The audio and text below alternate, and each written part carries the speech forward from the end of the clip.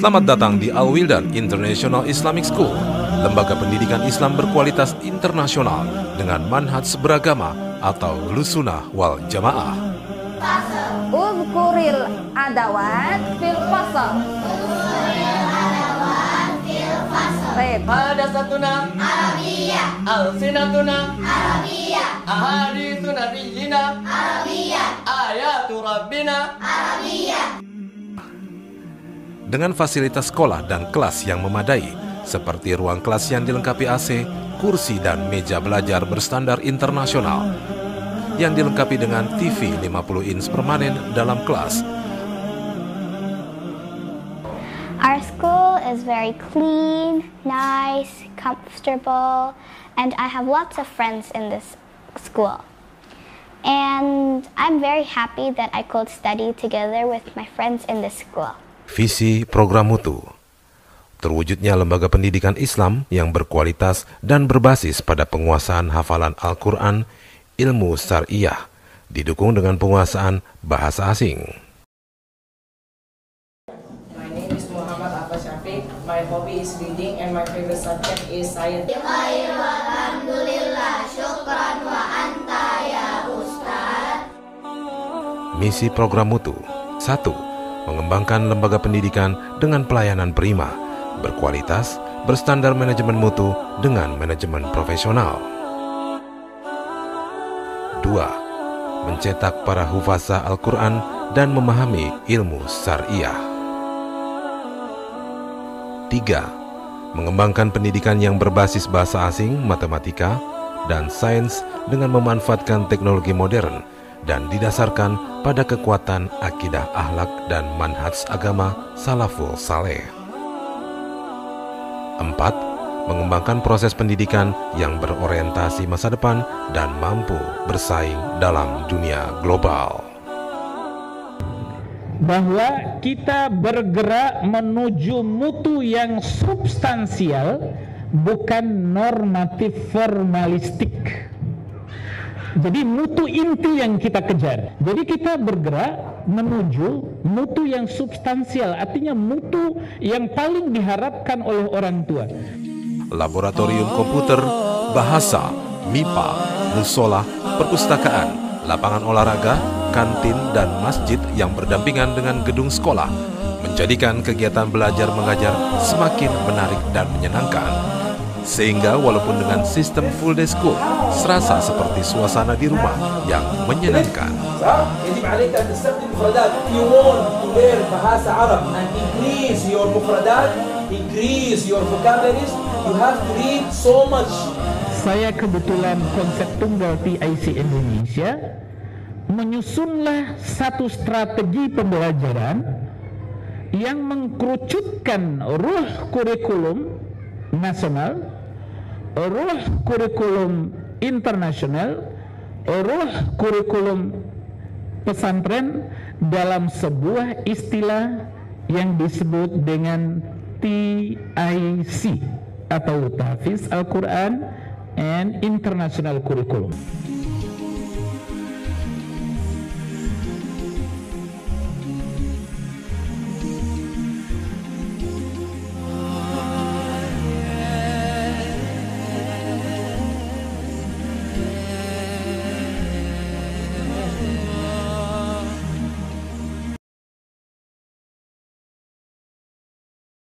بسم الله الرحمن الرحيم الحمد لله الذي أنزل على عبده الكتاب ولم يجعل له عوجا قيما لينذر بأسا شديدا من لدنه ويبشر المؤمنين الذين يعملون الصالحات أن لهم أجرا حسنا ماكثين فيه أبدا وينذر الذين قالوا اتخذ الله ولدا ما لهم به من علم ولا لآبائهم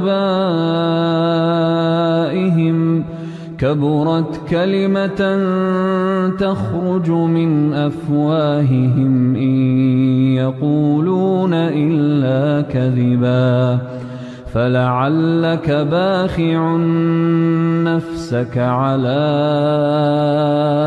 آثارهم إن لم يؤمنوا بهذا الحديث أسفا إنا جعلنا ما على الأرض زينة لها لنبلوهم أيهم أحسن عملا أعوذ بالله من الشيطان الرجيم بسم الله الرحمن الرحيم الحمد لله رب العالمين الرحمن الرحيم مالك يوم الدين إياك نعبد وإياك نستعين اهدنا الصراط المستقيم صراط الذين أنعمت عليهم غير المغضوب عليهم ولا الضالين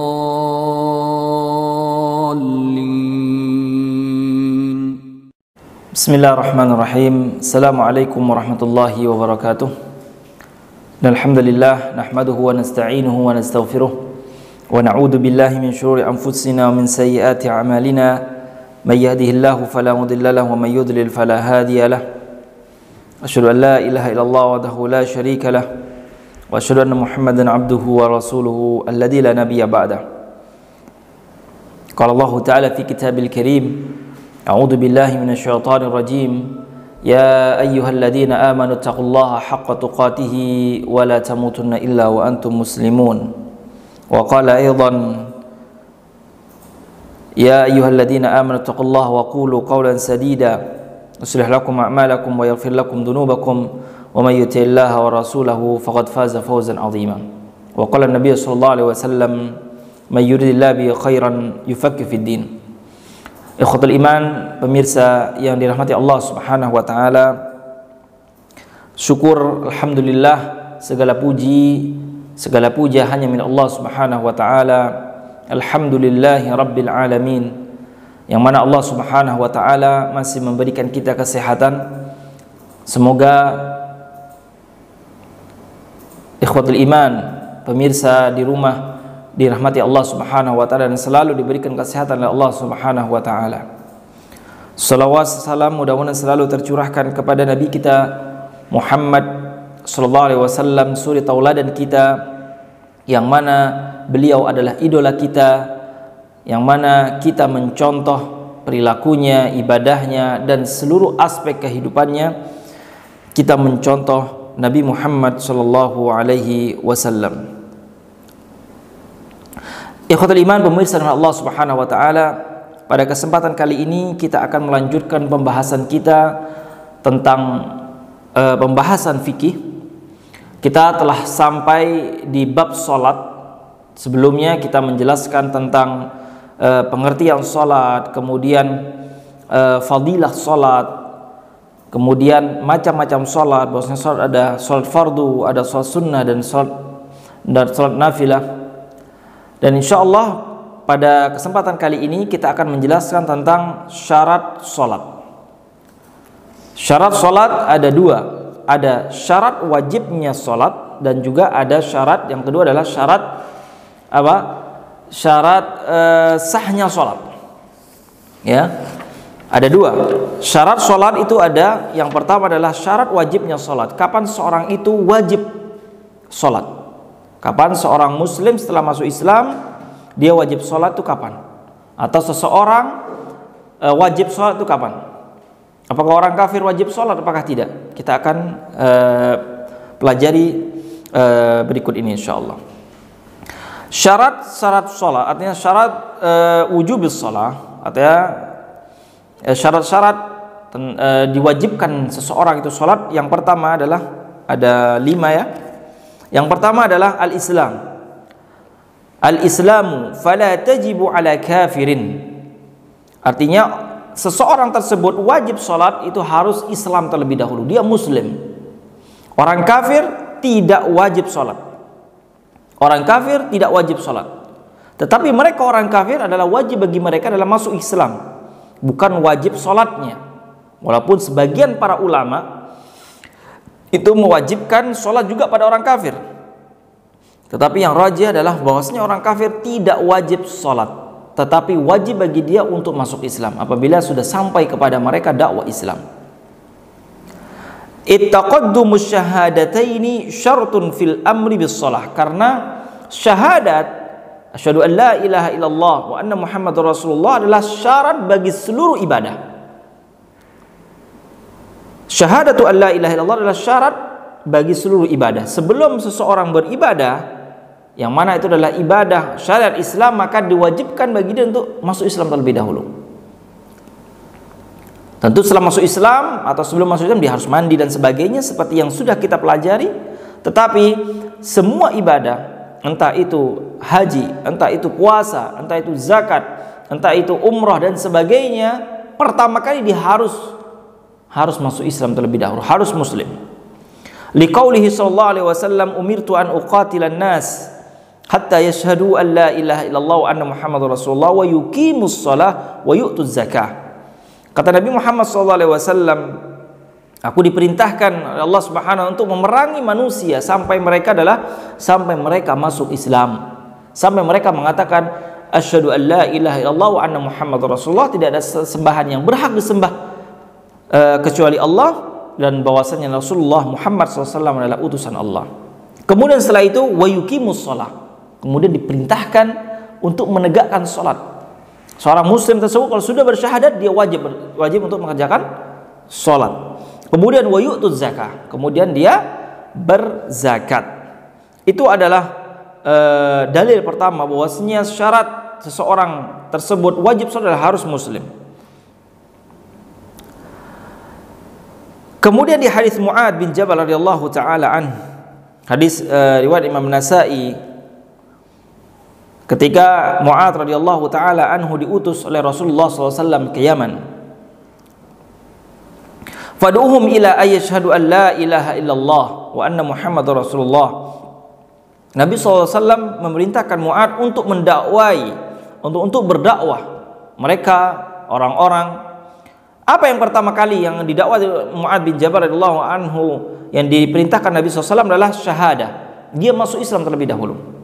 Asyhadu an la ilaha illallah wa anna muhammadar rasulullah. Baru setelah fa in ata'u laka bidzalika, kalau seandainya mereka wahai Mu'ad mentaatimu atau mengikutimu, yaitu mengatakan kalimat la ilaha illallah, masuk Islam, fa akhbirhum anna Allah qad farada alaihim 5 shalawatin fi kulli yaumin wa lailah. Maksudnya sudah taat, mereka mengikuti masuk Islam, maka kabarkan kepada mereka, kasih tahu kepada mereka bahwasanya Allah Subhanahu wa taala memerintahkan, mewajibkan bagi mereka untuk mengerjakan sholat 5 waktu dalam sehari semalam. Jadi sholat 5 waktu, sholat wajib 5 waktu tersebut, syarat pertama dia seseorang menjadi harus sholat adalah dia harus muslim terlebih dahulu. Itu adalah syarat yang pertama. Kemudian syarat yang kedua tentang syarat wajib seseorang tersebut sholat adalah al-aql. Fala tajibus salatu ala majnun, yaitu orangnya berakal. Dia sudah masuk Islam, Masya Allah. Atau mungkin dia sudah Islam mulai dari lahir, tapi qadarullah ketika di umur 20 tahun atau di umur berapa, yang mana ketika itu dia wajib sholat, dia menjadi gila, hilang akalnya, tidak memiliki akal. Maka ketika itu orang gila, orang tidak memiliki akal, maka tidak wajib sholat, karena dia bukan mukallaf yang diperintahkan untuk menegakkan syariat Islam, karena dia tidak memiliki akal. Maka orang yang tidak memiliki akal adalah apa? Tidak wajib sholat. Orang gila, kemudian orang pingsan, Atau orang sekarang, kalau zaman sekarang sudah banyak orang sakit stroke, vertigo dan sebagainya sampai lupa sesuatu, seperti anak-anak, seperti orang yang masih kecil, tidak memiliki akal, gak ngerti ini. Bahkan ketika dia pun diperintahkan untuk sholat tidak faham jumlah sholat dan sebagainya, maka ketika itu dia dia dihukumi sebagai orang yang tidak berakal. Fala tajibu sholatu ala majnun, maka sholat tidak wajib bagi orang gila, tidak wajib bagi orang gila. Dan tidak hanya sholat, semua hukum syar'i tidak wajib terhadap orang gila. Liqauli sallallahu alaihi wasallam rufi'al qalamu an thalathatin, bahwasanya Allah Subhanahu wa taala, malaikat yang mencatat amal baik dan amal buruk tersebut tidak mencatat amal baik dan amal buruk seseorang atas 3 keadaan. Artinya dalam 3 keadaan malaikat pencatat amal buruk dan jelek tersebut tidak mencatat amalan tersebut. Kapan? Ada 3. Anin naim hatta yastayqid, yaitu orang tidur sampai dia bangun. Jadi orang tidur kalau seandainya mengerjakan sebuah amalan yang berdosa, tapi ketika dia tidur tidak memahami sesuatu, tidak merasakan sesuatu, maka tidak berdosa. Tidak berdosa, karena dia tidak mengetahui apa-apa, akalnya nggak ada. Orang tidur adalah tidak sadar, maka ketika itu hukum syar'i tidak berjalan bagi orang tidur. Wa anis sabiyyi hatta yahtalim, dan juga anak kecil sampai dia baligh. Anak kecil sampai dia baligh. Kalau belum baligh maka belum wajib bagi dia hukum syar'i. Wa adil majnudi hatta yaqil, dan orang gila sampai dia berakal, ya, orang gila sampai dia berakal, atau orang pingsan sampai dia siuman atau sadar, maka ketika dia sadar maka wajib bagi dia hukum syar'i. Itu adalah yang kedua. Syarat yang ketiga adalah al-bulugh, yaitu baligh. Fala tajibu ala sabiyyin hatta yahtalim. Bahwa sholat tersebut tidak wajib bagi anak kecil sampai dia baligh, ya, sampai dia baligh. Liqaulihi alaihi salatu wassalam wa anis sabiyyi hatta yahtalim. Dalilnya apa? Yaitu hadis yang tadi, bahwasanya malaikat pencatat amal itu tidak mencatat anak kecil sampai dia baligh. Maka ketika dia baligh, dia wajib bagi dia seorang mukallaf, wajib mengerjakan hukum syar'i. Ghaira annahu yu'maru biha fayusalliha istihbaban. Tetapi walaupun anak kecil tidak wajib sholat atau belum diwajibkan kepadanya sholat 5 waktu atau hukum syar'i yang lainnya, tetapi anak kecil tersebut adalah diperintahkan untuk mengerjakan sholat, dan perintah ini berlaku untuk wali atau orang tua. Perintah ini wajib hukumnya bagi orang tua atau wali dari anak tersebut untuk memerintah anak kecil mengerjakan sholat. Apa dalilnya? Dalil yang hadis yang oleh Imam Abu Dawud dan Ibnu Majah. Hadisnya adalah sahih. Muru auladakum bis salati, kata Nabi. Perintahkanlah anak-anak kalian untuk mengerjakan sholat. Wahum abna'u sab'i sinin, ketika umur anak tersebut 7 tahun. Harus diperintahkan. Hadirin para pemirsa dengan Allah Subhanahu wa taala. Jadi kita seorang ayah atau kakak atau seorang wali dari anak-anak, ketika anak tersebut sudah umur 7 tahun, maka wajib bagi seorang wali memerintahkan anak tersebut mengerjakan sholat. Dan perintah ini hukumnya wajib bagi wali dan orang tua. Apabila dibiarkan maka orang tua yang berdosa. Orang tua yang berdosa.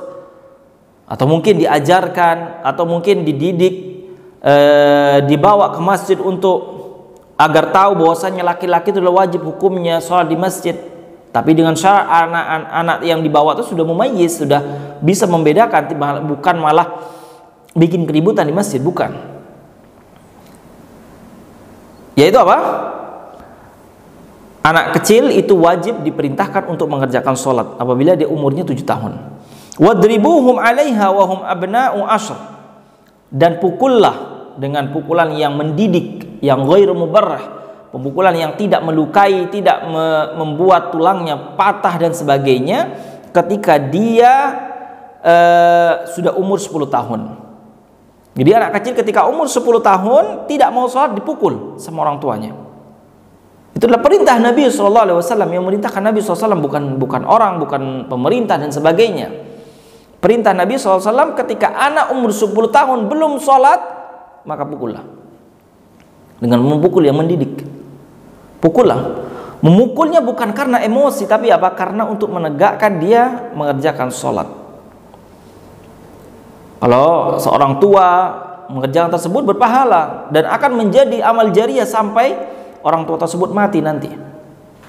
Tetapi kalau seandainya dibiarkan, seandainya sholat subuh, kasihan gak dibangunkan atau sebagainya, sampai telat dia mengerjakan, berdosa. Orang tuanya berdosa. Itu harus diperhatikan. Wa farriqu bainahum fil madaji', dan harus dipisah ranjang ya antara anak laki-laki dan anak perempuan ketika sudah berumur 10 tahun, tidak boleh tidur bareng. Nah, atau satu ranjang atau tempat tidur, maka harus dipisah, wajib. Yang memisah adalah orang tuanya. Baik. Kemudian syarat yang keempat, syarat wajibnya sholat, seorang tersebut wajib sholat adalah dukhulu waqtiha, yaitu masuk waktunya. Artinya sholat tersebut sudah masuk waktunya. Fala tajibu sholatun qabla dukhuli waqtiha, maka tidak wajib seorang tersebut sholat yang belum pada waktunya dan tidak sah. Orang semangat mengerjakan sholat, saking semangatnya waktu tersebut belum masuk, waktu sholat tersebut belum masuk, tapi dia sholat, maka tidak sah. Tidak sah, harus dia mengulangi sholatnya. Harus mengulangi sholatnya.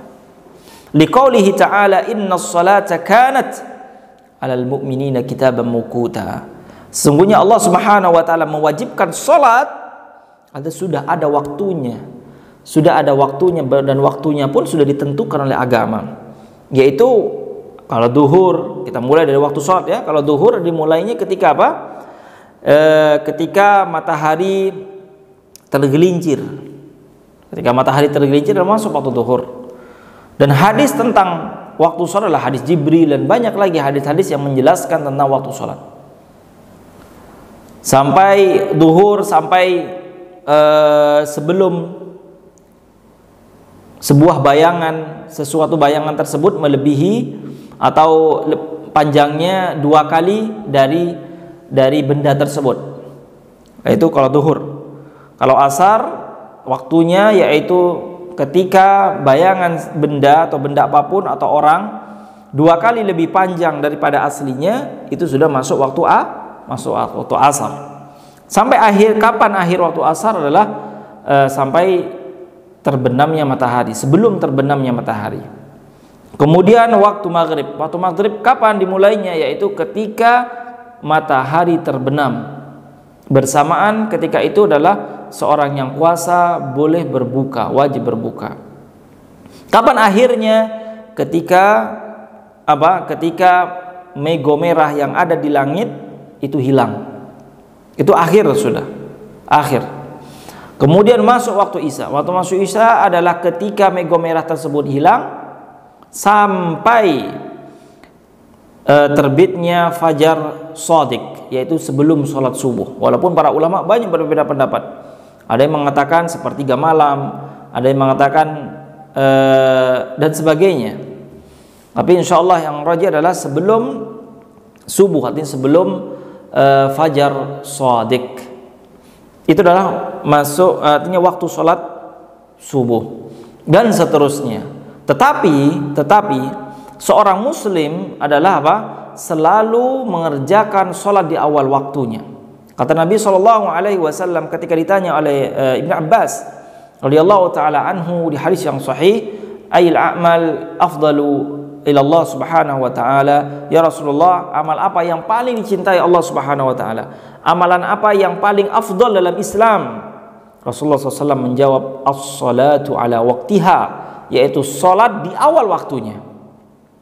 Ya, salat di awal waktu adalah termasuk afdal, termasuk amal yang sangat afdal di hadapan Allah Subhanahu wa taala. Salat pada awal waktunya, jangan menunda-nunda waktu salat. Jangan menunda waktu sholat, jangan sampai menunda waktu sholat sampai akhirnya mengakhirkan sholat. Wailul lil musallin alladzina hum wailul lil musallin. Celaka bagi orang yang sholat. Yang seperti apa? Adalah yang mereka berleha-leha, mereka yang melalaikan sholat. Bukan dia meninggalkan, tidak, dia mengerjakan, tetapi dia mengakhirkan ke akhir waktunya. Celaka, kata Allah Subhanahu wa taala. Itu adalah syarat yang keempat, adalah syarat wajibnya sholat adalah dia harus sholat di waktunya. Enggak boleh dia sholat di luar waktu atau sudah waktunya selesai, maka tidak sah kecuali dalam keadaan darurat. Kemudian yang kelima adalah syarat wajibnya sholat adalah an-naqa'u min damil haidi wan nifas, yaitu bersih bagi perempuan, ya, bersih dari darah haid dan nifas. Fala tajibu sholatu ala haidin wala ala nufasa hatta tathur, maka tidak wajib bagi seseorang wanita sholat dalam keadaan haid dan nifas. Dan itu adalah termasuk sabda Nabi sallallahu alaihi wasallam, "Idza aqbalat haidatuki fatrukis shalah," kata Nabi.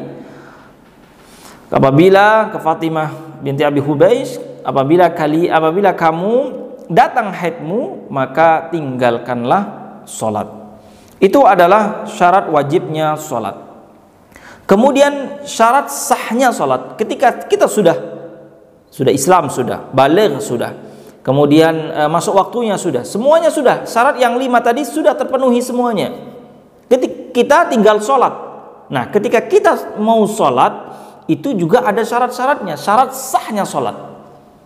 Jadi syarat sahnya sholat itu apabila kita mengerjakannya dengan syarat-syarat ini, maka insya Allah sholat kita menjadi sah. Tapi kalau seandainya menyalahi dari 3 ini, sholatnya tidak sah, harus diulangi sholatnya.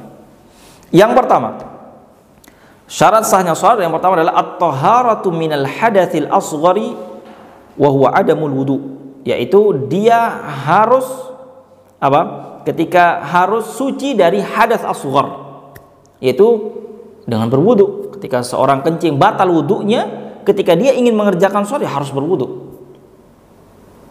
Harus berwudu. Wa huwa adamul wudu, yaitu dia tidak memiliki wudu, harus dia berwudu. Wa minal hadatsil akbar, dan juga dari bersuci atau suci dari hadas akbar, yaitu orang orang junub, maka tidak boleh langsung mengerjakan sholat kecuali dia mandi kemudian dia berwudu, kecuali dia mandi wajib baru boleh atau sholatnya menjadi sah. Kalau seandainya tidak wudu atau tidak mandi, maka sholatnya tidak sah, harus diulangi. Wa minal khabathi wa huwa najasati fi thawbil musalli aw badanihi aw makanihi, dan juga bersih dari segala kotoran dan najis, entah itu bersih bajunya harus bersih. Jangan sampai kita mau sholat di baju kita ada najis, maka tidak sah sholatnya di baju kita. Kemudian wabadanihi, dan juga badan juga harus bersih, jangan sampai badan ada najisnya. Kalau seandainya badan ada najisnya, maka tidak sah sholatnya kalau kita mengetahui hal tersebut. Au makanihi, dan juga tempat sholat. Maka tiga ini tentang masalah taharah ini harus diperhatikan. Bajunya harus bersih, kemudian harus suci, badannya juga sama, tidak ada najisnya, dan juga tempatnya. Jangan sampai kita sholat di tempat yang ada najisnya, jangan sampai, tidak sah. Liqaulihi sallallahu alaihi wasallam, la yaqbalullahu salatan bighairi tahurin. Allah Subhanahu wa taala tidak menerima. Ingat, ini adalah Nabi SAW langsung mengabarkan langsung, Allah Subhanahu wa taala tidak menerima salat bagi seseorang yang tidak bersuci. Yaitu tadi suci dari hadas asghar dan juga hadas akbar, dan juga suci badan, baju dan tempat sholat. Kemudian syarat sah yang kedua adalah satrul aurah, yaitu menutup aurat. Ya, menutup aurat. Jadi seseorang muslim ketika ingin sholat harus benar-benar sudah memastikan auratnya tertutup. Karena ketika auratnya tidak tertutup, dia sholat dan dia mengetahui dalam sholatnya dia harus menutup auratnya. Kalau seandainya memang harus dia mengganti baju karena memang bajunya sobek dan sobeknya itu besar dan sebagainya sampai auratnya kelihatan, dia harus membatalkan diri dan mengganti bajunya. Karena syarat sahnya sholat satrul aurah, yaitu menutup aurat, adalah termasuk wajib hukumnya. Apabila tidak menutup aurat maka tidak sah sholatnya. Apa dalilnya? Khudu zinatakum inda kulli masjidin. Ini adalah firman Allah Subhanahu wa taala dalam Al-Qur'an surah Al-A'raf ayat 31, bahwasanya perintah menutupi aurat adalah dari Al-Qur'an. Khudu zinatakum, ambillah baju kalian, katanya Allah Subhanahu wa taala, inda kulli masjid, ketika ingin berangkat atau pergi ke masjid atau pergi ke salat. Harus menutup aurat. Fala tasihhu salatu maksyufil aurah, maka tidak sah salat seseorang yang auratnya terbuka. Idz zinatu fi thiyabi ma yastul aurah, karena perhiasan atau baju dalam salat adalah yastul aurah, menutup aurat. Maka tidak boleh seseorang salat auratnya terbuka atau sebagian auratnya terbuka. Wa auratur rajuli ma baina surratihi wa rukbatihi. Aurat laki-laki dalam salat, ini perhatikan semuanya ya. Aurat laki-laki dalam salat adalah yang wajib dia tutupi ma baina surratihi wa rukbatihi, yaitu antara pusar dan lututnya. Jadi kalau seandainya ada orang yang sholat cuman memakai celana saja, Ustaz, sah nggak sholatnya? Sah saja, tetapi sholat tidak beradab sama Allah Subhanahu wa taala. Tapi sholatnya sah, tidak mengapa. Itu adalah auratnya laki-laki dalam sholat, yaitu ma baina surratihi wa rukbatihi, yaitu antara lutut dan pusar. Wa auratul mar'a fi ma ada wajhiha wa kaffaiha. Tetapi aurat perempuan yaitu semuanya, semua badan perempuan adalah aurah, kecuali ma ada wajhiha, kecuali wajahnya, dan kaffaiha, dan telapak tangannya. Itu yang selain itu wajib dia tutupi, ketika dia sholat. Harus perhatikan ya, telapak kaki juga termasuk aurat bagi perempuan, harus ditutupi.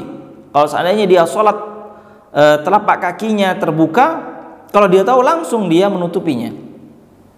Tapi zaman sekarang sudah ada kaos kaki dan sebagainya, insya Allah sudah aman ya. Liqauli sallallahu alaihi wasallam, la yaqbalullahu salata haidin illa bi khimarin. Allah Subhanahu wa taala tidak menerima salat seorang perempuan yang sudah baligh kecuali dia menggunakan baju yang menutupi auratnya. Wa qawlihi lamma su'ila 'ani salatil mar'a fi adh-dhir' wal khimari bighairi izarin faqala idza kana adh-dhir'u sabighan yughatti dhuhura qadamaiha. Nabi SAW pernah ditanya tentang seorang perempuan salat dengan menggunakan khimar, dengan menggunakan abaya, bighairi izarin, tanpa menggunakan artinya baju yang bawah ya.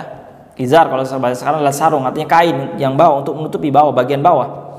Kata Nabi SAW, kalau seandainya abaya tersebut atau seandainya baju tersebut sudah menutupi kakinya, maka tidak mengapa, kata Nabi SAW. Jadi aurat perempuan adalah wajah, yang bukan aurat adalah wajah dan telapak tangan. Itu harus diperhatikan para ikhwah dan akhwati yang dirahmati Allah Subhanahu wa taala, karena ini menyangkut antara sah atau tidaknya salat antum. Perhatikan masalah aurat tersebut, perhatikan masalah ini. Kemudian syarat yang ketiga adalah syarat sahnya adalah istiqbalul kiblah. Kita salat menghadap kiblat, yaitu menghadap ke Masjidil Haram. Ini juga wajib, perhatikan juga. La tasihhu li ghairiha, maka tidak sah salat seseorang apabila dia salat menghadap ke selain Ka'bah. Liqaulihi ta'ala, a'udzu billahi minasyaitonir rajim. Wa haitsuma kuntum fawallu wujuhakum syatrah. Dimanapun kalian berada, kata Allah Subhanahu wa taala, ketika ingin salat dan salat harus menghadap ke kiblat. arah kiblat, yaitu Masjidil Haram yang ada di Makkah sana. Itu adalah perintah Allah Subhanahu wa taala untuk menghadap kiblat. Ai Masjidil Haram ghaira anna al-ajiz an istiqbaliha li khaufin aw maradin wa nahwiha yasqutu anhu hadha asy-syartu li ajzihi. Tetapi bagi orang yang tidak mampu, seperti sakit atau orang yang takut, ya, orang yang takut seperti perang dan sebagainya, atau orang yang dia bepergian yang tidak bisa menghadap kiblat, maka ketika itu tidak mengapa dia tidak menghadap kiblat, tapi dengan alasan-alasan yang tadi, ya, dia mungkin takut atau mungkin sakit sudah nggak bisa gerak sama sekali untuk menghadap kiblat, maka ya sudah, ittaqullah mastata'tum, yaitu kita bertakwa mengerjakan sholat sebisa mungkin, tapi tetap sholatnya wajib. Kama annal musafir lahu ay yatanaffal ala dhahri dabbatihi haitsu ma tawajjahat al-qiblati wa ghairiha. Tetapi bagi orang yang musafir, ya, orang yang musafir itu boleh dia sholat di atas kendaraannya, di atas hewan kendaraannya, kemanapun hewan kendaraan tersebut pergi atau mengarah, maka dia boleh sholat walaupun tidak menghadap ke kiblat. Tapi sholatnya itu adalah sholat sunnah, bukan sholat wajib. Tapi kalau sholat wajib harus dia menghadap kiblat. Sholat wajib harus menghadap ke kiblat, kecuali memang di saat-saat memang tidak bisa dia menghadap kiblat, seperti kita kendaraan umum yang arahnya bukan mengarah ke kiblat dan tidak mungkin kita turun. Tapi setelah kita berusaha tidak bisa juga, ketika di dalam untuk menghadap tidak bisa juga, maka kita tidak mengapa sholat tidak menghadap kiblat. Tetapi harus kita sungguh-sungguh berusaha untuk sebisa mungkin menghadap kiblat. Walaupun itu adalah khilaf para ulama antara sah sholat apakah tidak. Idh ruwiya sallallahu alaihi wasallam yusalli ala rahilatihi wa huwa muqbilun min Makkah ila al-Madinah haitsu ma tawajjahat bihi. Karena ketika musafir, Nabi sallallahu alaihi wasallam pernah menunggangi seekor hewan yang mana Nabi sallallahu alaihi wasallam dari arah Makkah ke Madinah, artinya membelakangi Makkah, membelakangi Ka'bah. Tapi Nabi sallallahu alaihi wasallam salat di atas hewan tunggangan tersebut, kemana arahnya, yaitu ketika arah hewan tersebut pergi. Itu adalah syarat sahnya sholat, harus diperhatikan sebaik mungkin, ya. Ketika kita ingin sholat harus perhatikan syarat-syarat ini. Apabila syarat-syarat ini selesai, bismillah, sholat. Apabila syarat ini masih belum selesai, harus antum perhatikan dan harus dipenuhi syarat-syarat ini. Tidak bisa syarat ini diabaikan begitu saja. Mungkin hadza ma aqul lakum, mudah-mudahan yang ana sampaikan pada pertemuan kali ini bisa bermanfaat bagi antum semuanya. Ana jelaskan masalah fikih ini adalah masalah yang paling sensitif, karena masalah fikih adalah ibadah yang sehari atau sehari semalam antum kerjakan. Sehari semalam kita kerjakan, wajib antum mengetahui ilmunya. Tidak boleh kita beribadah kita tidak tahu ilmunya. Apabila batasan-batasan yang terhadap ibadah tersebut kita tidak tahu, maka berbahaya. Bisa saja ibadah tersebut tidak dianggap oleh Allah Subhanahu wa taala. Seperti syarat-syarat, kemudian fardhu fardunya, dan insyaallah pertemuan berikutnya kita akan membahas tentang fardunya salat. Fardunya salat, sunnahnya salat, dan yang memakruhkan, membatalkan salat. Insyaallah kita akan mempelajari itu, tentang fardu-fardu dan yang membatalkan sholat. Nah, barakallahu fikum. Apabila ada pertanyaan, boleh langsung menuliskan pertanyaannya di nomor yang sudah disediakan oleh official kami. Mudah-mudahan bermanfaat bagi kita semuanya. Nastaghfiru minkum, subhanakallahumma bihamdika, asyhadu an la ilaha illa anta, astaghfiruka wa atubu ilaik.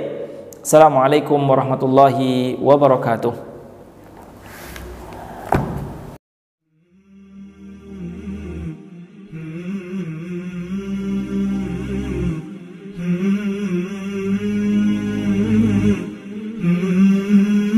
Selamat datang di Al-Wildan International Islamic School, lembaga pendidikan Islam berkualitas internasional dengan manhaj beragama, atau Lusunah wal Jamaah. Uzkuril adawat fil fasal. Baik. Hadasatuna Arabiyah, Alsinatuna Arabiyah, Ahadithu Nabiyyina Arabiyah, Ayatu Rabbina Arabiyah. Dengan fasilitas sekolah dan kelas yang memadai, seperti ruang kelas yang dilengkapi AC, kursi dan meja belajar berstandar internasional, yang dilengkapi dengan TV 50 inch permanen dalam kelas. Our school is very clean, nice, comfortable, and I have lots of friends in this school. And I'm very happy that I could study together with my friends in this school. Visi program mutu: terwujudnya lembaga pendidikan Islam yang berkualitas dan berbasis pada penguasaan hafalan Al-Quran, ilmu syariah, didukung dengan penguasaan bahasa asing. My hobby is reading and my favorite subject is science. Alhamdulillah, syukran wa anta ya Ustaz. Misi program mutu: 1. Mengembangkan lembaga pendidikan dengan pelayanan prima, berkualitas, berstandar manajemen mutu dengan manajemen profesional. 2. Mencetak para hufazah Al-Quran dan memahami ilmu syariah. 3. Mengembangkan pendidikan yang berbasis bahasa asing, matematika, dan sains dengan memanfaatkan teknologi modern dan didasarkan pada kekuatan akidah akhlak dan manhaj agama salaful saleh. 4. Mengembangkan proses pendidikan yang berorientasi masa depan dan mampu bersaing dalam dunia global. Bahwa kita bergerak menuju mutu yang substansial, bukan normatif formalistik. Jadi mutu inti yang kita kejar. Jadi kita bergerak menuju mutu yang substansial, artinya mutu yang paling diharapkan oleh orang tua. Laboratorium komputer, bahasa, MIPA, musola, perpustakaan, lapangan olahraga, kantin, dan masjid yang berdampingan dengan gedung sekolah menjadikan kegiatan belajar mengajar semakin menarik dan menyenangkan. Sehingga walaupun dengan sistem full day school, serasa seperti suasana di rumah yang menyenangkan. يجب عليك أن تستخدم مفردات. If you want to learn bahasa Arab and increase your mufradat, increase your vocabularies, you have to read so much.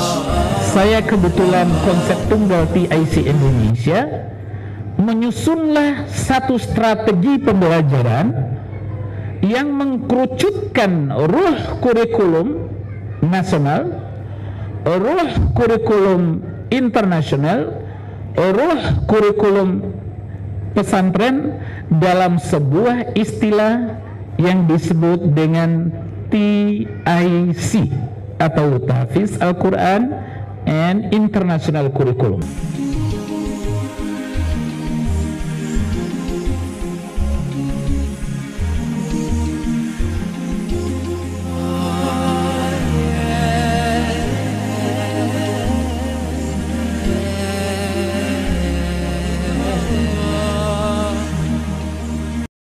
أعوذ بالله من الشيطان الرجيم بسم الله الرحمن الرحيم الحمد لله رب العالمين الرحمن الرحيم مالك يوم الدين إياك نعبد وإياك نستعين اهدنا الصراط المستقيم صراط الذين أنعمت عليهم غير المغضوب عليهم ولا الضالين